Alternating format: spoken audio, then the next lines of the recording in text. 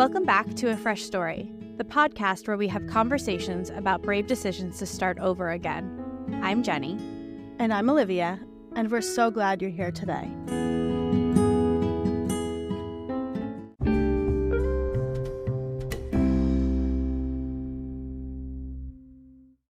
Hello, sister. Hold on, I didn't. Oh, wait, shoot, sorry. What? It's recording. Oh, okay. I was just changing her name. Okay, go ahead. Hello, sister. Ooh, that sounded ominous. Sister, right? Sister. Hey, how's it going?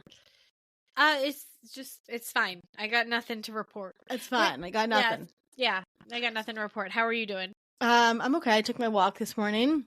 Nice. And I have been, do you know what cozy cardio is? Have you been following this thing on TikTok? I have a little bit. Well, I only know about it. Though.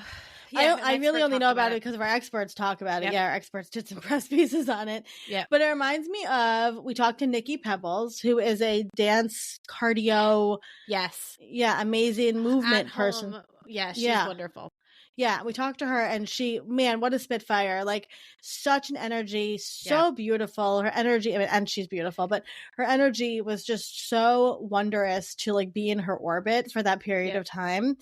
And so brilliant. She has just like a plethora of knowledge about like mindset and mentality and movement. She's a scientist, I believe, right? If I remember properly, she's a scientist at heart and uses a lot of that in her like choreography. Yeah. And she was just amazing. She also talked a lot about emotional abuse. Yeah, relationships. Yeah, it was great.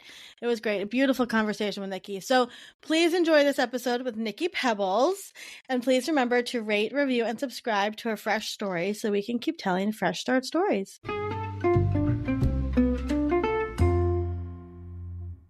Nikki Pebbles is a rock star in the world of personal development and movement.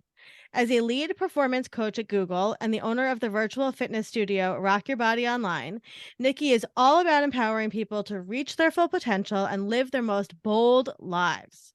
With her master's in industrial organizational psychology and experience as a mental performance practitioner, Nikki knows just how to help people overcome self-doubt and tap into their inner strength. And if you needed any more proof of her expertise, just check out the list of top-tier publications she's been featured in, like Self Magazine, Women's Health Magazine, InStyle, Forbes, and the Times of London. Nikki, we're going to have to snag you to become a Fresh Starts expert. You are like what we love. I actually came across you, Nikki, on TikTok, which we get a lot of our guests from TikTok. A long time ago. I've been following you for a while, and with your bold, beautiful hair and your personality, and I felt a relationship with you, and we just found out that you're also from Long Island, so I guess that I felt something there. But we're super excited to have you here today. Yeah, I am so excited to chat with you guys, and even more excited that we're all Long Island girls. So that makes it like even better. That's a sisterhood. It definitely is. How are you doing today? It's a beautiful day here on Long Island. It's beautiful. Yeah, I feel like it's been really nice the last couple of days, but I'm doing good today. I feel like I got like really good sleep last night. I found like a really good, like, I feel like I'm in like my sleep era now where like, I'm like, okay, I know what time to go to bed. I have like a certain, like we're in it. So I slept really good last night. So I'm jealous. Good. That sounds amazing. Let us know what your secrets are. Cause I will, because honestly, like sleep honestly is something that's really a very big struggle for me. I am not a good sleeper at all. And I found like a couple of different ways now where I'm like, got it. It's not perfect, but like, I definitely I've found my way in it now. Your route in. Yeah. That's how my route in. Like, your journey into sleep. That's awesome. Well, I'm jealous of the sleep, but I'm glad that you're doing well today. Why don't you take us back to the beginning of your Fresh Start story? Yeah. So when I was thinking about this and thinking about my fresh start, I think the biggest thing that really popped up, and honestly, you guys, I haven't talked about this. Like, you guys are getting exclusive, honey, because I have not talked about this ever. And I would say that this is probably, when I think about a fresh start, this definitely was it. So here we go. Okay. So it was about this time last year, 3 years ago. I was in a really horrible 9-year relationship. And it got to a point, I would say like February 2020, I actually left to go to California for a month. And this was right before COVID happened. I left for a month and I didn't know anyone out there. I literally left for a couple of reasons. One, I didn't have the guts yet to leave that relationship, but I knew that I really just needed to leave. And I felt like I had to, I created like, I forget what the excuse was, but I created some like work excuse to get out there because we owned like a couple of businesses together. So like I was like, all right, you know what? Let me like create like something out there so I have an excuse to go out there. I put this whole trip on my credit card. Like I literally took whatever money I had and I didn't know anyone out there. I was calling fitness studios. Again, this was pre-COVID. So like things were like going on within studios, calling different studios, being like, hi, my name is Nikki. I teach this. I would love to teach for you because I just wanted to grow the brand. I was pretty big in New York City in terms of fitness, but I really wanted to expand it onto the West Coast. So I was calling all these different places. And I was like, all right, I think I have enough studios that I could go out there and just make it happen. And got a hotel, got a car, rented a car out there, and just went and flew over there and spent 4 weeks in California making it happen. And it was probably the happiest I have been. And I remember that trip coming to an end. And again, it was February 2020. I was coming back the 22nd of February. And I remember just crying. I also like right on that date, I actually just found out I like there was this huge fitness competition for the next like fitness superstar. And I made the top 3. And I used it as a sign. Like to me, it was like the universe being like, girl, you're doing it. You know what I mean? Like, this is it. Like, keep pushing your own brand. Because again, we ran so many businesses together. My whole brand was shadowed by him. And I could tell as I started getting bigger and bigger and bigger, it became this really weird, abusive shift, honestly, like verbally bad shift of like him losing control of me getting bigger. And I found out on the way home when I landed that I didn't win that competition. And I remember getting off the plane and him waiting for me. And I was just like, I can't fucking do this anymore. Like in my head, I was like, I can't fucking do this anymore. Like, this is not it. And then literally 2 weeks later, COVID happened. And I was stuck in a house. It was, so basically I spent, what was that? March and April, my whole industry was done, right? Like New York City fitness was shut down. So I decided I originally was planning on making an app, a fitness app before COVID even happened. And I already had things together. I was already taping stuff because I was planning on doing that anyway. And I was like, well, I guess I'm really going to jump into this. This is the perfect time to do it. And at the same time, I started TikTok and I started doing modification fitness and stuff like that on TikTok. And it started blowing up. And I was like, okay, cool, great. May 1st comes. I launched my virtual app. I'm like, oh my God, this is amazing. May 22nd comes and we break up. I decide I left. We got into a very big argument because I forgot to turn the sprinklers off. And that was it. I was like, no more. Like, I cannot do this anymore. I always say to people who really are struggling to leave a relationship, especially when it's so long like that and there's just so much trauma bonding and it's layered. It's hard leaving a relationship to begin with. It's even harder when it's just like there's so many things within it. And I remember waking up that morning and just being like, after getting the silent treatment and just being like, I gotta leave. Like, I gotta leave. I texted my mom and I literally was like, Mom, guess what? I'm coming home. Yep. And we've been there. And I literally packed my shit. I'm not even like in trash bags and left.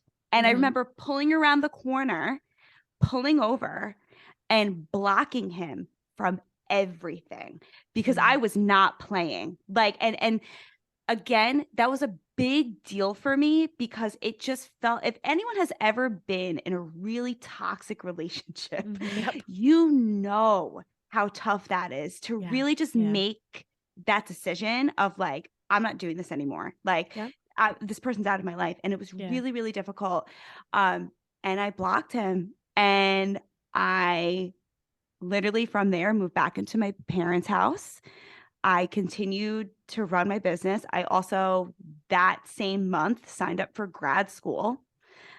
So I signed up for grad school. I started my business, and I moved back in with my parents while grieving a 9-year relationship. I truly started from nothing. Like, it was all over again from nothing.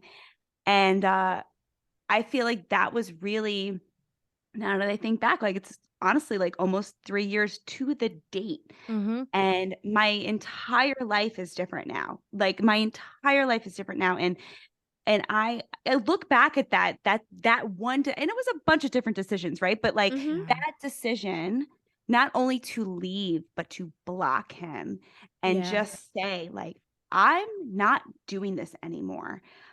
Was the bravest thing that I have. And most proud, when someone asks me like, what are you most proud of? That, like, it's that. And I think that's why, honestly, I've never, even just talking about it now, I'm like, oh my God, I can't believe I'm talking about this right now. But I haven't talked about it because again, I think if anyone ever has been in a toxic relationship, they know, especially for women, like we're always told that like we're crazy, or that like, oh, he would never do that. He would never do that. Oh, well, he did. He does.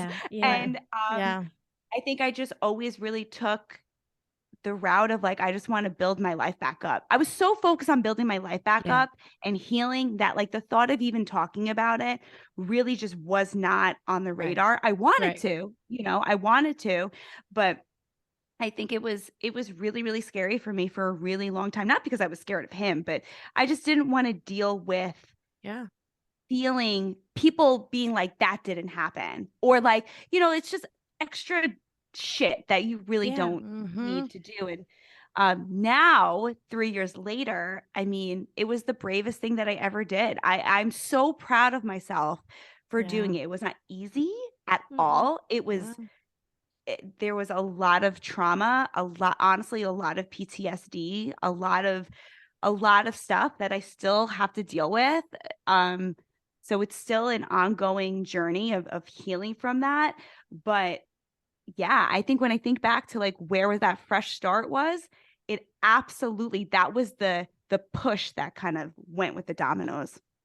Wow. I think so. I was in a 10-year relationship that broke up in June 2021. I was living in Queens with my ex. Not as toxic. It was kind of one of those, it was not as deep and it was not as high. It was just kind of bouncing in the middle, like the lows weren't low, the highs weren't high. But so I understand a lot of what you're saying. And I think this part of like this idea of like blocking someone. Now, I don't know how old you are, but I was 23 when my ex and I got together, and I was 33 when I left. And the idea that like it was mutual kind of, but like I was the one that was like, okay, well, this is done. The idea that I didn't know what was going on in his life every day after knowing this person so intimately for 10 years, right? From before my prefrontal cortex was formed to after. And so that I didn't block my ex because I didn't need to, but there was a time that I did when I went to go fly to Scotland to see the man who is now my fiance, when I was like, my ex was kind of still hanging around, and my friends were like, just block him.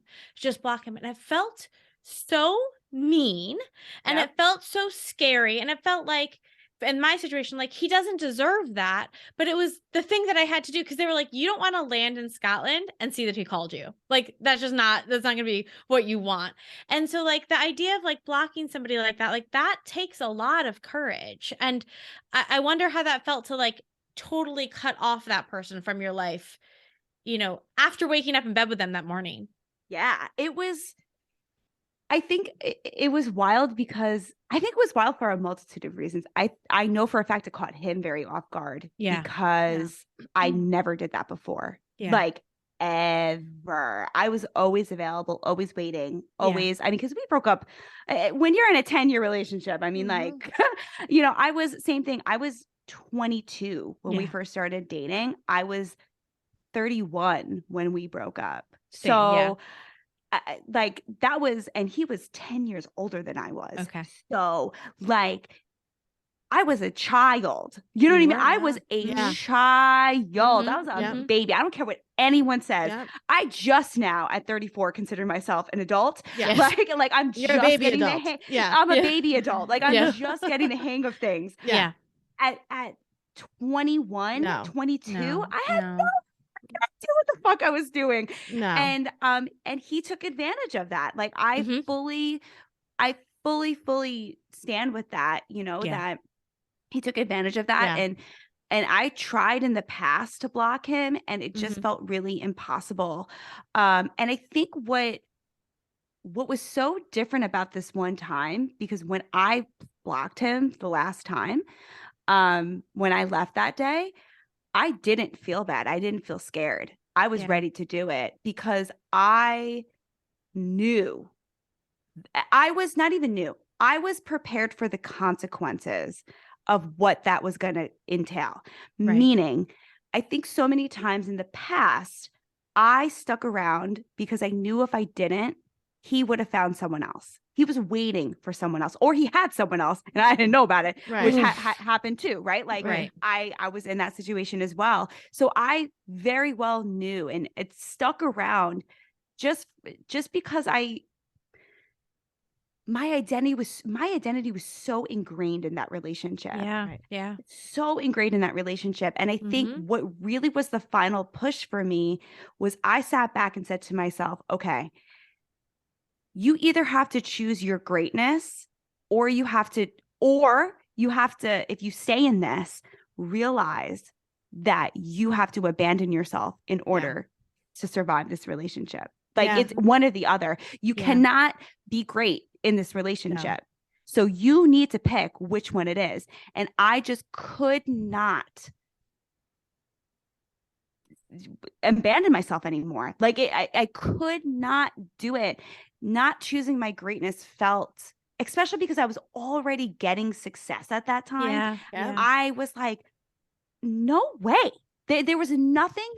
And he said some pretty horrible things to me that day, but none of them would have stung as much as if I would have stayed in that position and abandoned my greatness. And it might sound cheesy, but like it was that serious. So when I turned that corner, me blocking him, I already thought out, he's going to get another girlfriend. Yeah. He's definitely going to, like, I already know.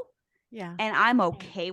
Not that I was okay with it, but I was okay with the idea. I wasn't going to fight it anymore. Right. You were ready. Right. You were ready. I was ready. I was ready to leave. Yeah. So it definitely is scary, but I am so pro blocking. It is ridiculous. Yeah. Like in all instances, I just think that understanding that your energy is everything. And if someone has access to your energy, that is a privilege. Yes. And understand. And I think that comes with growth, right? I think once you enter your 30s, and that's why I feel like so many people shit on being in your 30s, where like as women we turn 30 and it's like, oh my God, you're gonna disintegrate. Listen, my skin has never looked better. Yep. I have never felt better. Sure. I have never felt more myself than I have had in my 30s. Yeah. I only have gotten better. I do not want to go back to my 20s. No, thank you. I was broke. No. I had no idea what the fuck I was doing, like at all. And I think of this idea of like influencers and people. What are actually influencers? It's not. And this is no shade to 20-something-year-olds at all, but influencers aren't 22-year-olds who are selling the best concealer. No, real influencers are people who are older, who have been through shit, who have been through shit and who are like, this is what I went through and this is how I overcame that. That to me is what a true influencer is. And that's how I really look at getting older, is like, I only grow into more influence by sharing experiences and things like that. It's so much more than just like, this is what I like. It's wow. I just recently interviewed someone. She's 51 and she just quit her corporate job because she wants to go chase her dreams at 51. Yeah. I was like, that's the type of influencer I want in my life. Yeah. 100%. I love, right? Like I scroll through TikTok, I see these women who are single, child-free, in their 60s, dressing incredibly, living their best fucking lives. And I'm like, that is influence right there, because that's giving us a different description of what our lives should be, and that, I think if I would have saw more of that within my 20s, I think I would have had a much different, and again, like that's what the story is, right? Like I've spent too much time going back and being like, I wish I would have left and I wish I've done that. And but it is what it is. It happened. And here we are today. But I think that if I would have had more stronger women tell their story, then I think that I would have maybe gained a little bit more courage and clarity of what I deserved and who I was. And I think that's the biggest thing, is that I learned through that process. Right. And as I get older, I have such a huge sense of who I am as a person and what I stand for and what my values are and what I am totally unwilling to tolerate. And I will not apologize for that. Like I will not apologize for what I tolerate and my boundaries. If you don't like my boundaries, boo-boo, that's on you. If I'm giving you a boundary, that means that I love you. That means that I want you in my life. Right. And if you're going to react negatively to that boundary, that tells me enough. That tells me enough. 100%. See you later. Co-sign. Like, honestly, co-sign everything you just said. I mean, I think, we talk a lot about how we do this podcast. We do what we do because your story can be somebody else's roadmap. Yeah. And I felt so alone. I was 23 when I got with him. I, convinced him to buy an engagement ring. He bought it. He had it for 2 years. Like, he finally gave it to me. It was like all a push-pull. It was all exhausting the whole time. I felt so alone. I felt so ancient. I felt so old. I felt so ridiculous.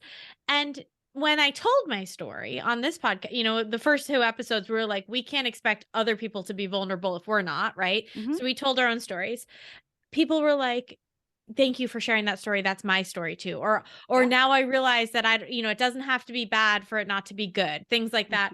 And it was like, oh, I'm not alone. I was never alone. And if a 27-year-old can be like, oh man, I'm fighting with my with my boyfriend to convince him to marry me. Like, maybe I shouldn't be here anymore. That's what I want. And the more stories we share, the more other people see, like, I can do that. I can do that. And I can do my own thing too. And that's, that's what we want, is to just be like, there are no rules, which I'm not wearing that sweatshirt now, but I was wearing it before. Like, there are no rules. There are no rules in life. You just have to be safe and in the pursuit of joy. And like 100% co-sign everything you just said. Yeah.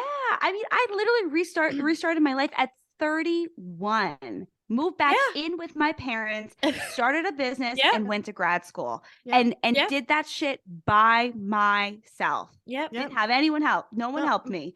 I was just like, all right, I got to do this. And that's it. And I never looked at it. I mean, did I feel some type of way moving back in with my parents? Yeah. I mean, I was 31. I was like, oh my God, like, oh my God. But at the end of the day, I'm so incredibly thankful that I do have parents who were like, I mean, my mom still to this day says that was the happiest sex that she ever got, was me being like, I'm coming back home. And living with your parents is a whole other. I mean, we both are right now. Livy and I both live in our mom's house right now, so we get it. I mean, look, I restarted at 30s. Well, I got separated at 34, divorced at 35. I moved me and the kids back in with my parents to start fresh starts. I sold my house, and so I'm still here. And you know what? I don't have to pay a mortgage. I don't. I get dinner made for me. I'm like, guys, this is great. It's great. I have so many questions for you, Nikki. Yeah. So first of all, the number 22 keeps coming up in your life a lot. Yeah. Yes. What is that? What's the significance there? So, what's so crazy? The house that I lived in during that time, that relationship, was number 22, which is wild. I graduated grad school August 22nd. Like, it's and my life number is 22. 22. So, that makes sense, yeah. So 22, I think, is just a really, and I was born November 21st. So so everything always really happens big in my life around 21, 22, which is really, really fascinating to me. And I'm not quite sure what that's about. I know that the number 22 in terms of like life numbers is very about independence and about entrepreneurship and leadership. And even my name, like Nicole, means like leader of the people. And, I think that for me, I'm a big believer in like astrology and life numbers and all of that stuff. And I always have had that really big feeling of like I was meant for more. And really quick story to side note on that. I remember when I had to be like 24, 25. And I had a really big interview at NBC Universal at the time for this digital fitness company.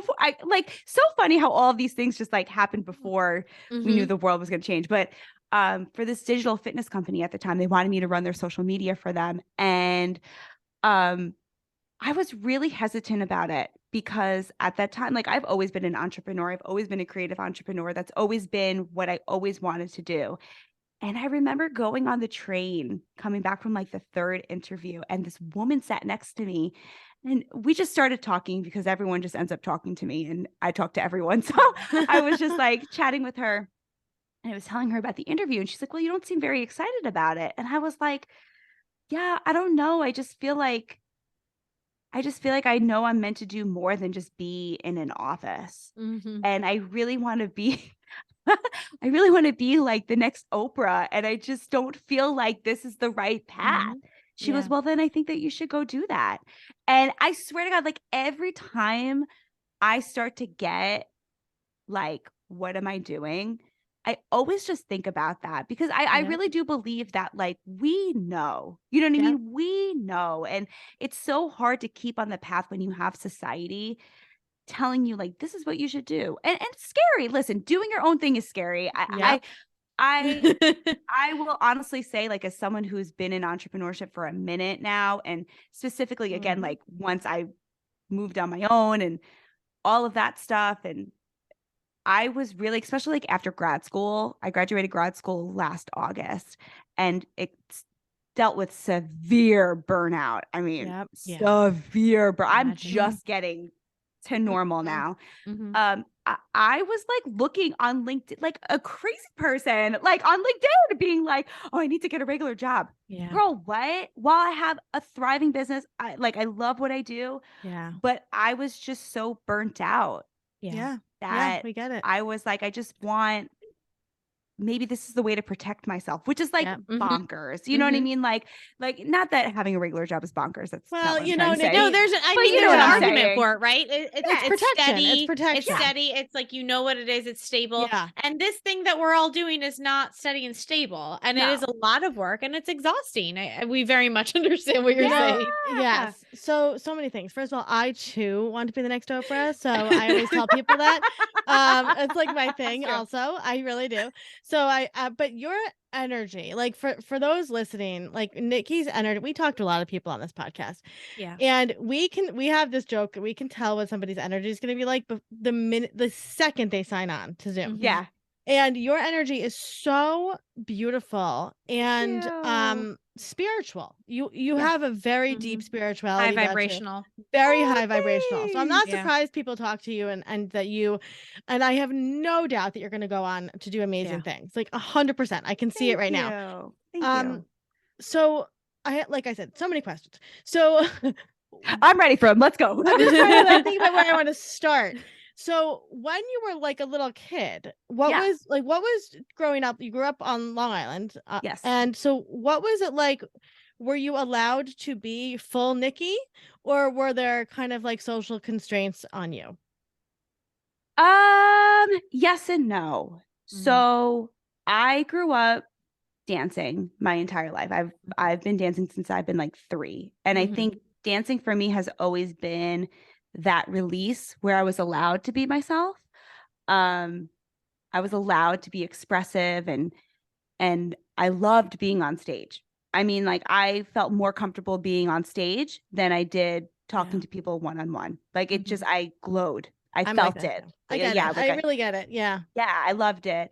But I think as I got older and like once I pretty much entered like elementary school, I think people really saw my light and didn't understand it. Yeah. And I would be called weird. You're strange. I don't want to be friends with you. You know, and I was a very emotional kid. Very emotional kid. I definitely dealt with like, I'm neurodivergent. So like I deal with like ADHD and stuff like that. So, but back then, I mean, in the 90s, no one knew about that shit. So like, I was just I'm very highly sensitive and people did not know about that back then. Yeah. So I was just a very emotional I had a lot of anxiety as I got older. Just because, I felt like I absorbed everything. Yes.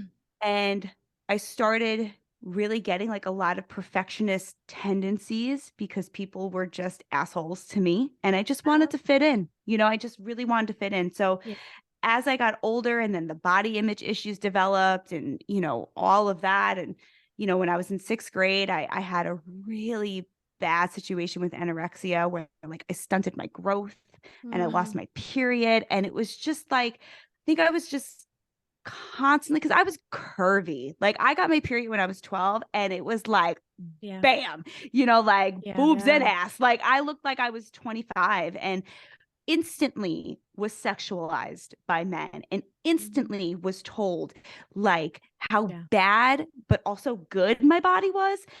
For women, I was told by women how bad I was, or instantly always humbled as I got older by people being like just saying really terrible things about me to my face nonetheless, like just really horrible things. And I just think I developed this coping mechanism of, well, if I don't show up, if I'm not loud, if I don't show my light, if I don't take care of myself and be my quote unquote best self, whatever that means. But you know what I'm saying? Like really stand in my power, people won't be mean to me. And I really kept shrinking myself and then ended up in that relationship where it just further had me shrink myself for survival mechanisms, like as a survival cope. So I just felt like it was always this story of like, I just wanted to be myself and did a lot of work of like, I would watch while I lived with my parents, I would watch videos of me like when I was like 3, 4, before I got into school.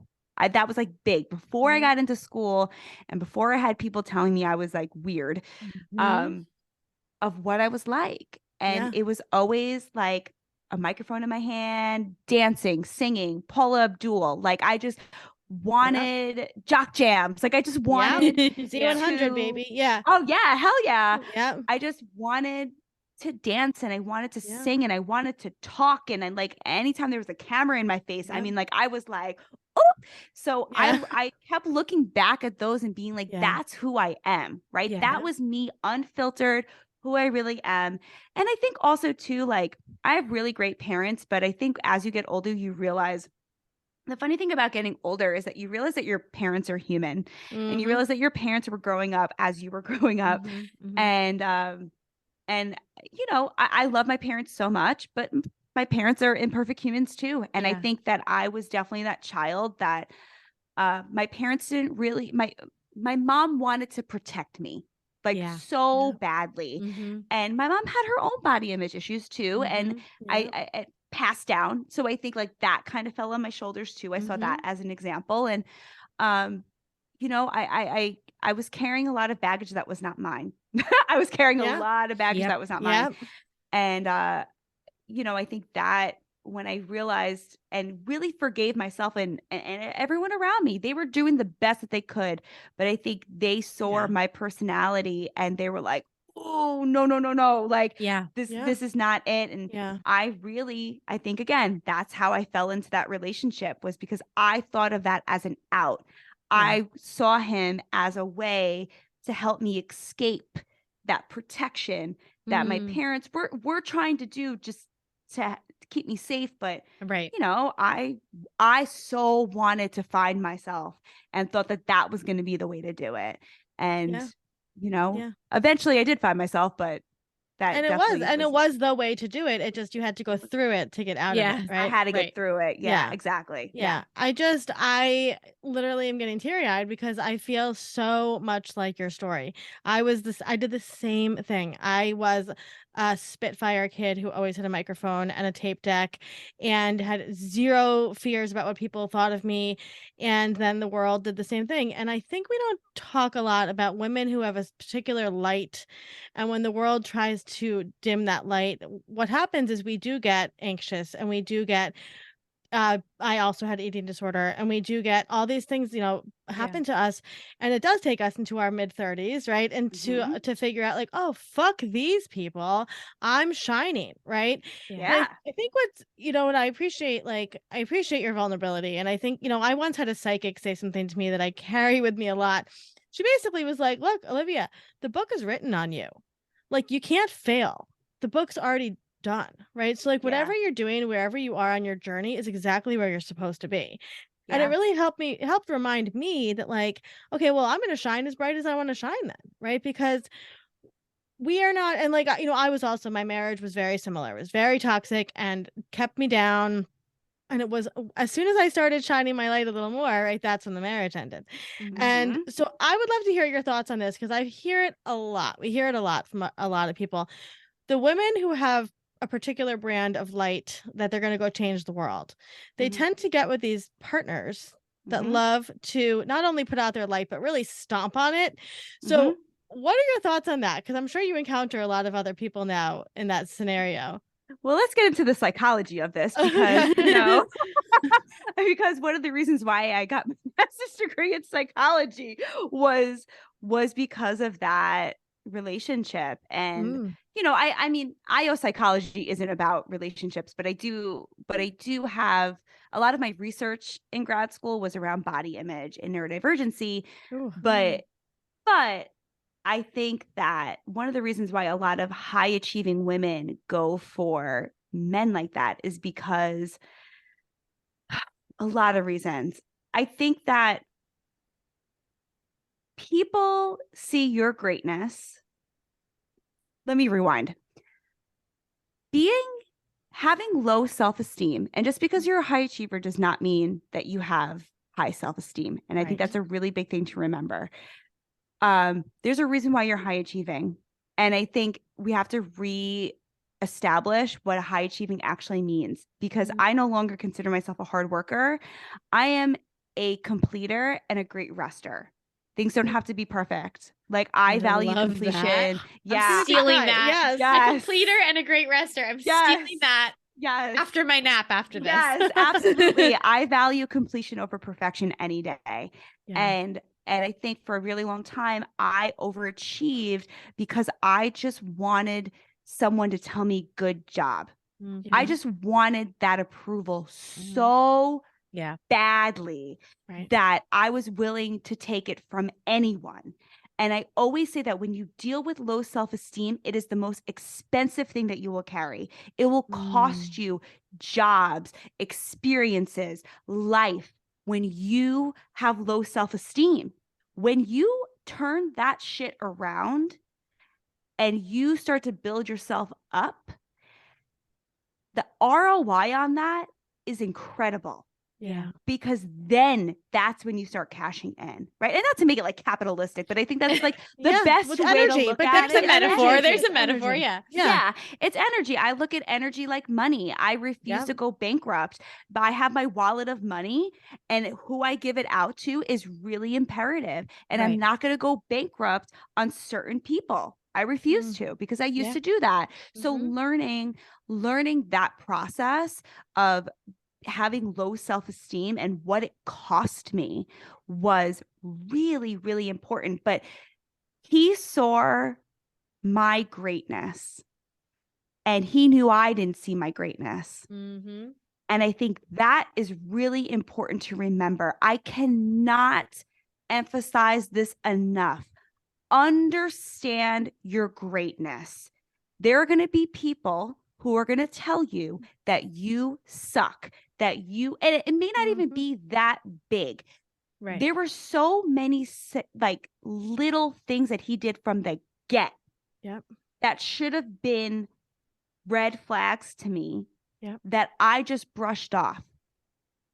And they were little dips in my self-esteem that, because I already had low self-esteem, I used that as evidence that I still was a horrible person. I truly believed I was a horrible person because he gave me the evidence to push that. You couldn't win. I couldn't win. And then he would turn it around and then be like, but you're so great. And it was so confusing because one minute I was a piece of shit. And the next minute, the minute you figure out how great you are, and you don't listen to anyone, you'll rule the world. Like, what? Yeah. Like, what?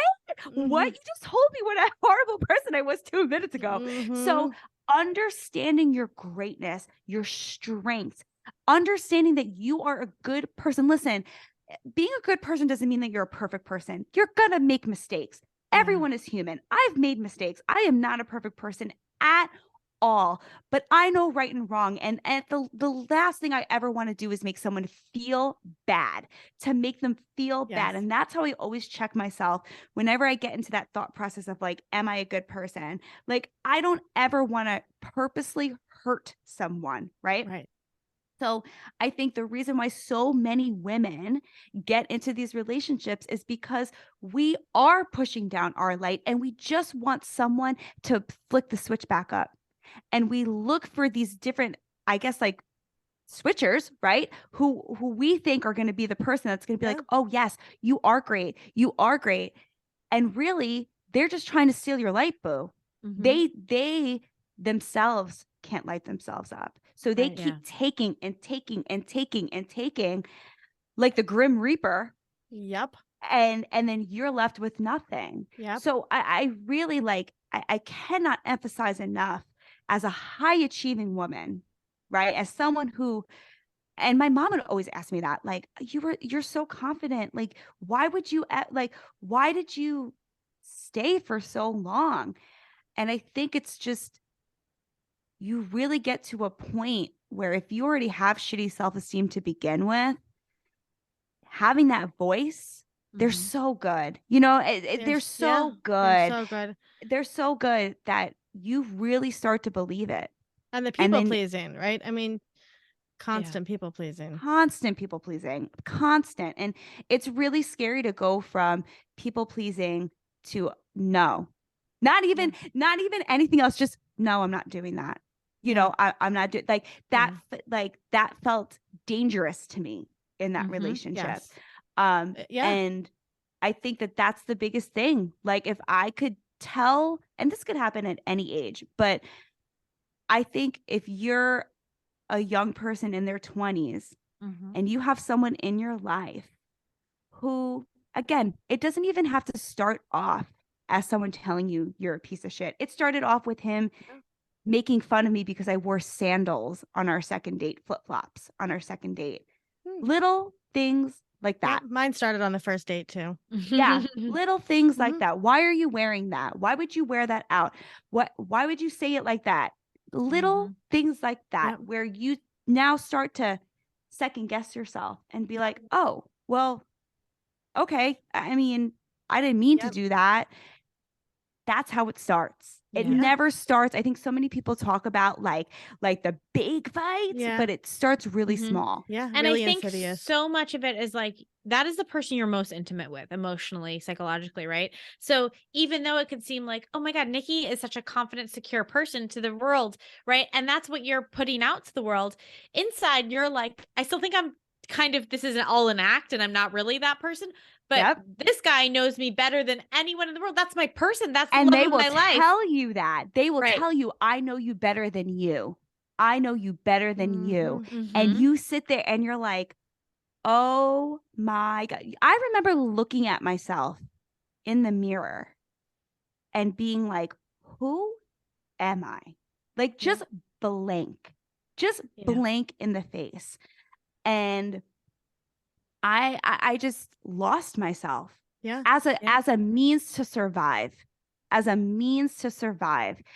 it happened so many times that it just got to a point where, again, I couldn't do it anymore. Like I couldn't do it anymore. And if you're into astrology, like I'm a Gemini rising. So when I was going through my Saturn return, we broke up at 31. That was in my 8th house of relationships in Capricorn. So it was like that shit.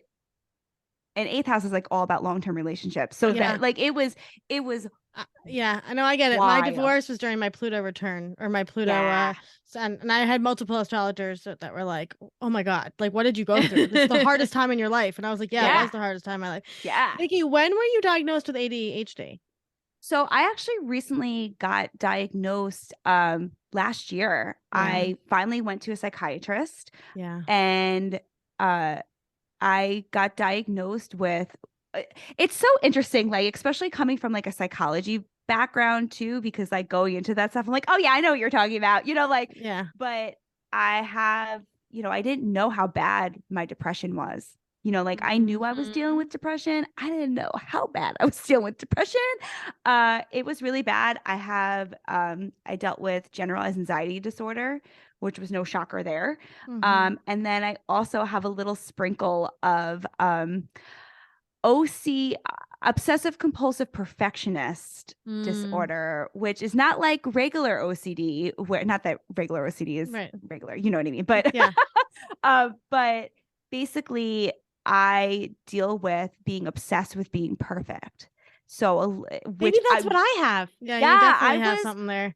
I was blown away by that diagnosis. Like that's I was like, what? Wow.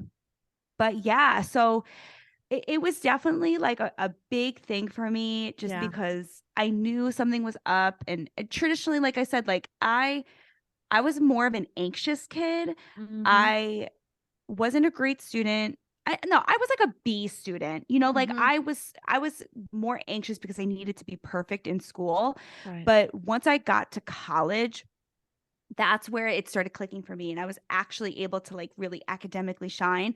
And then when I was in grad school, I got diagnosed after grad school. But when I was in grad school, I really noticed something was going on, because I would, and I did this in college too, but really in grad school, I was able to write like 5 papers in a weekend and get like an A on all of them. I mean, like I wrote my thesis paper, which was 40 pages long, in a day. Yeah, and got an A. I get it. I graduated grad school with a 4.0. And that's where I think a lot of like when I spoke to other people, they're like, oh, well, you can't have ADHD because you get really good grades. You function well, right? And I function well. And I'm like, that's not true, because I knew that wasn't true. One, based off of the research that I did in grad school, right. But also like I look at depression and like no one would know that how depressed I was. Yeah. For multitude different areas of my life, in different time spectrums of my life. I would tell people how depressed I was, and they'd be like, but you seem so happy.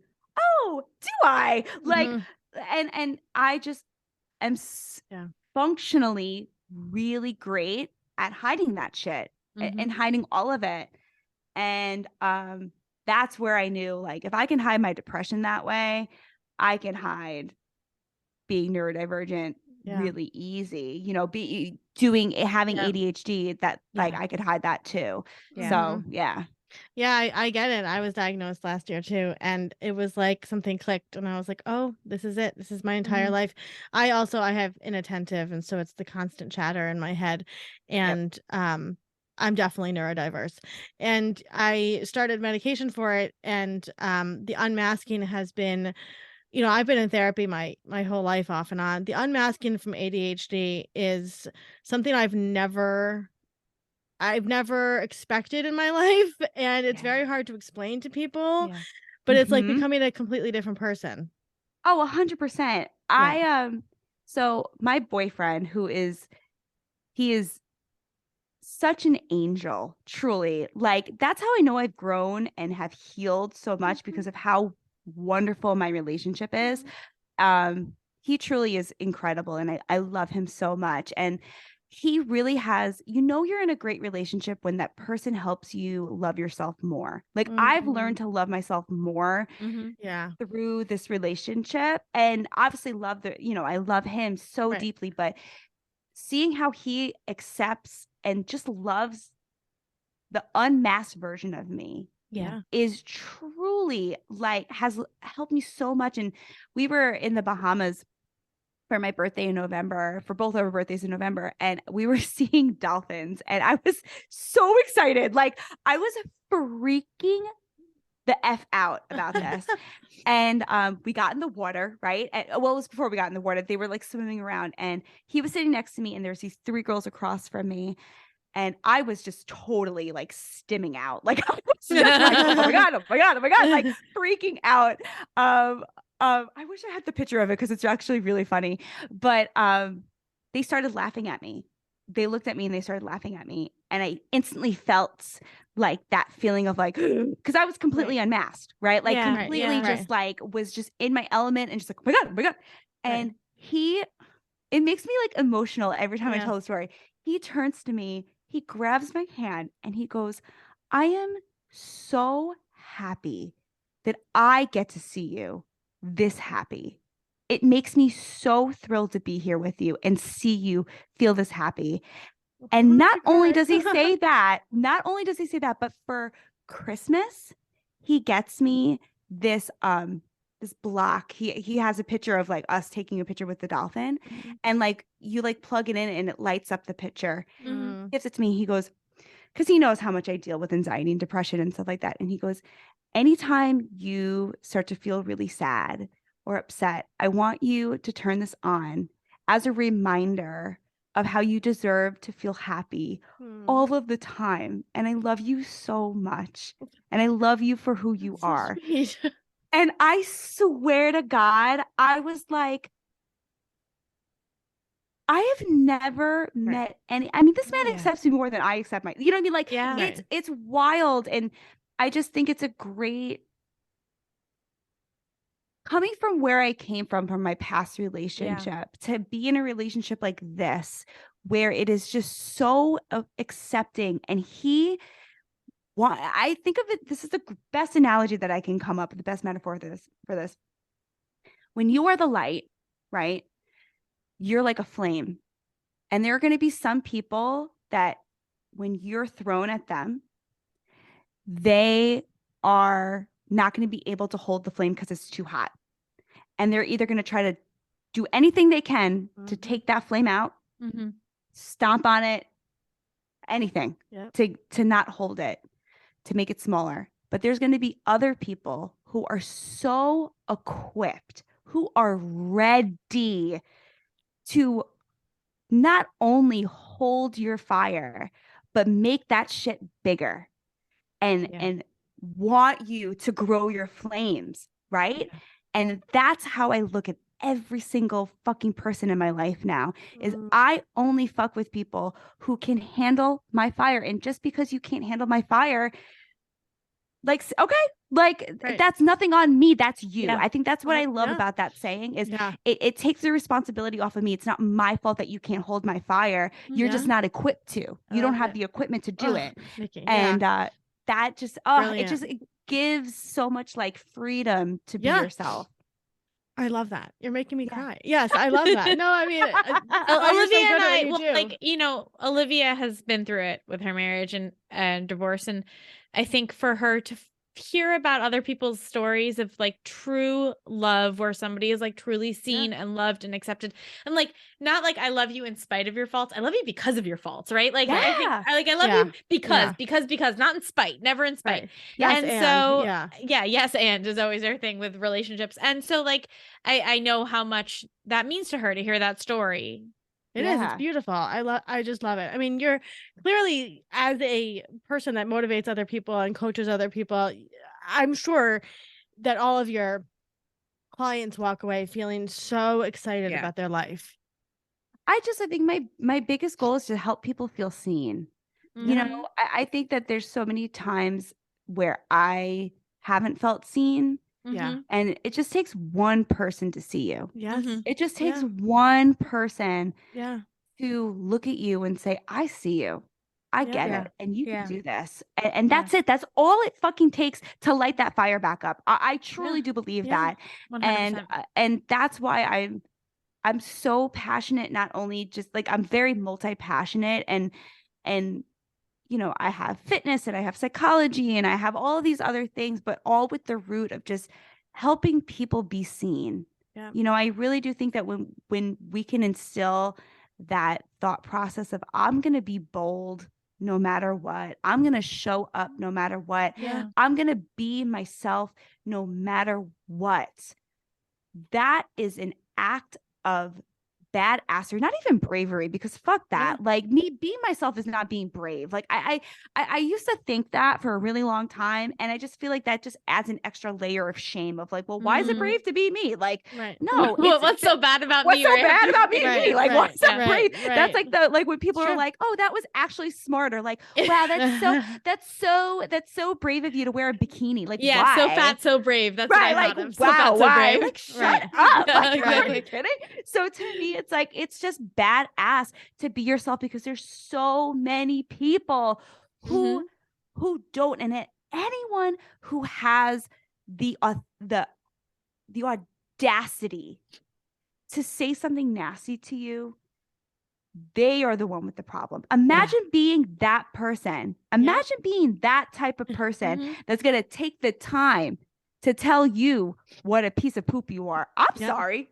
Am I the person that's wasting my time being a keyboard asshole on the daily basis? No, not me. Could it be me? I'm out here making people feel good. You can't say the same. So like, that's how I think about it. I love that. I love 100%. So I love that. So aligned. Yes. So Nikki, if somebody is going through a fresh start in life, what would be some like general wise words that you could impart on them? If you can, go to therapy. If you can, go to therapy.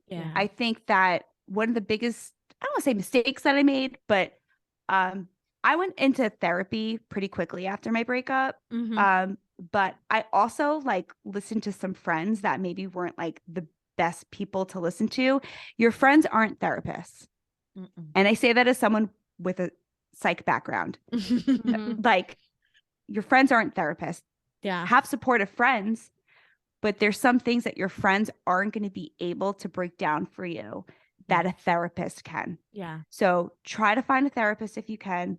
There's so many other options too. I know there's sliding scales. Like, go find a therapist that fits for you and that feels right for you. I cannot recommend that enough.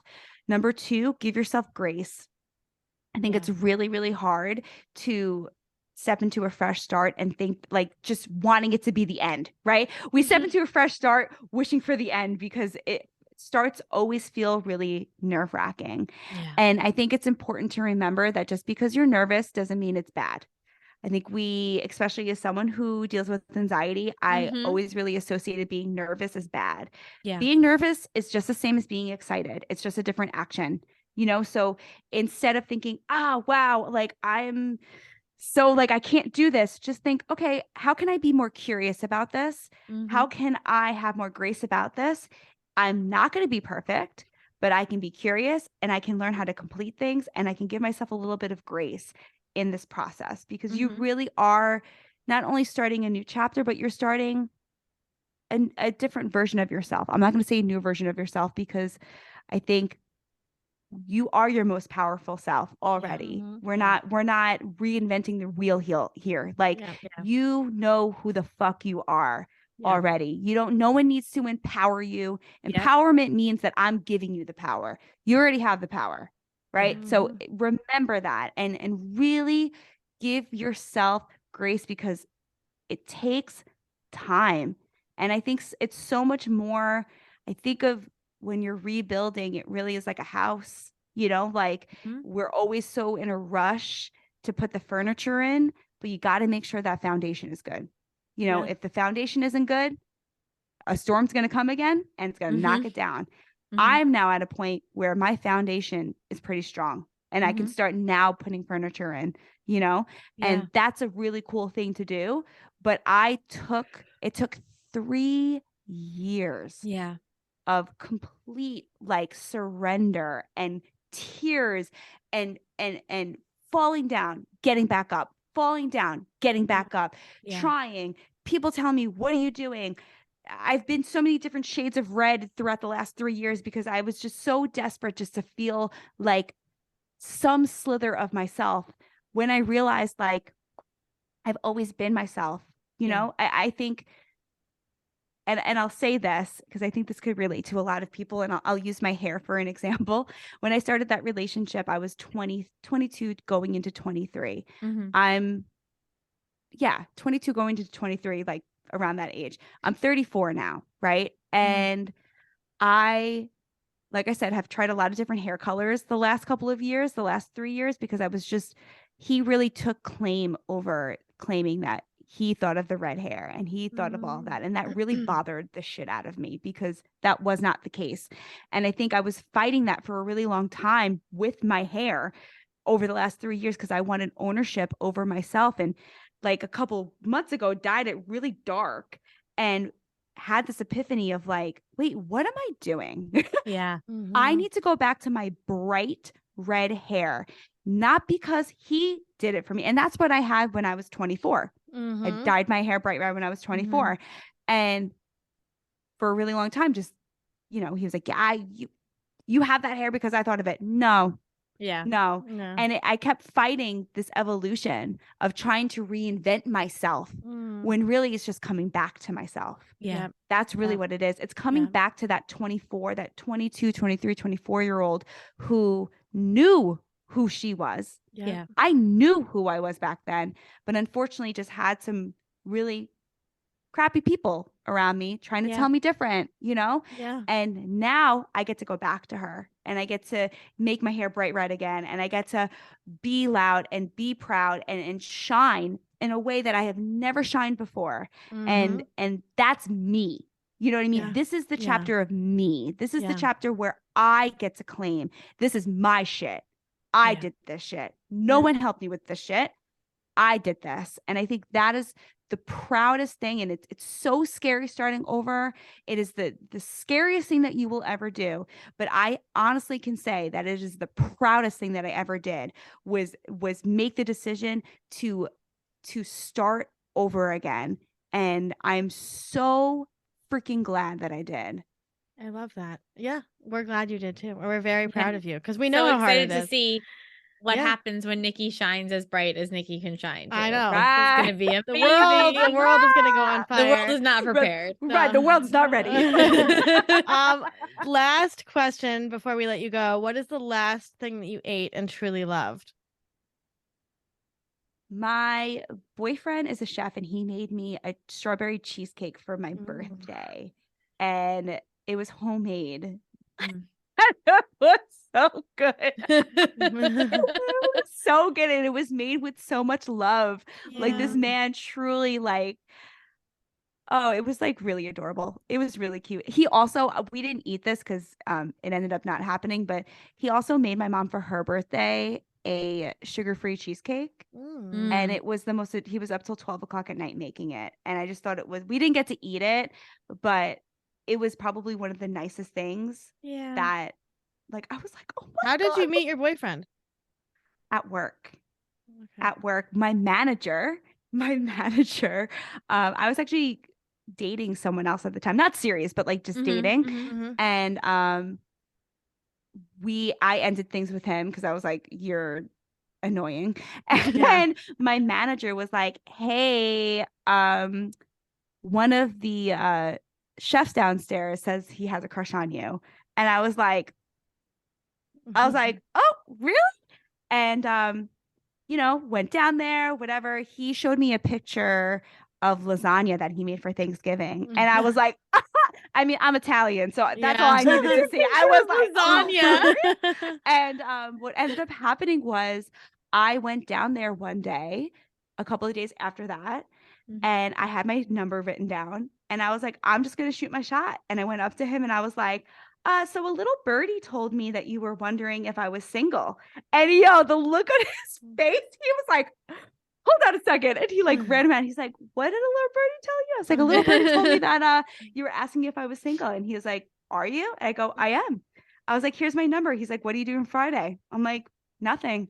And he's like, all right, let's go get dinner. And that literally, I'm telling you, like, it was that easy. Yeah. Isn't that funny how it's that, like, when somebody's just like good and they like want to be with you, it's just easy. It was that easy. 3-4 weeks later, he asked me to be his girlfriend because he was like, I can't let you go.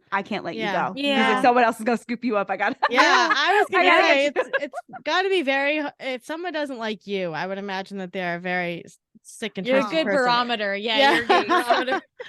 So Nikki, what's coming up for you this next year, finishing off this year? So I am actually launching my first podcast called I was gonna say you need a podcast, girl. Yeah. It's called Brainy Conversations, and it's talking to other people about their brain and their journey to acceptance to their brain and the different journeys to it. And sometimes it's not at that place of acceptance, but we all have so many different stories of where we've been and different experiences. So I'm in the middle of recording that right now, which is really exciting. Amazing. And I'm really pumped about that. I am relaunching and rebuilding my virtual gym, Rock Your Body Online right now. I'm switching over platforms. So I'm doing a big like rebrand for that. So really just, I want to start doing like in-person stuff again. I think that I miss that so much. Yeah. So I think probably towards like the summer, I'm going to start pushing some like workshops. And I think my biggest thing is like really just, I think finally now that grad school is over and I feel like my like really back down to earth, just really using my voice and being visible. I think that's I'm one of those people that I feel like I just have to be out there. If I just show up, it comes to me. Like I just have to show up and it comes to me. And I think the goal for this year is just not to pull back. Like it's just a whoop, like be out there, even if it's a little uncomfortable. Yeah. So I love that. Well, we're so excited, to have our time with you today and just like to know you and have you in our orbit. And you're such a like, I can't express enough. Your energy is so gorgeous and honest, and you are gonna like, this is just the beginning for you, like truly just the beginning. So you come back anytime to chat because we would love to talk to you about so many other things. Yes. Thank you for being here with us today, Nikki. Thank you guys so much. I really appreciate it. This was such a pleasure. Thank you for listening to today's story. We're always here, and we're so proud of you. A Fresh Story is produced by Fresh Starts Registry, the first and only platform for everything you need to begin again. You can read the show notes and learn more about today's episode at afreshstory.com.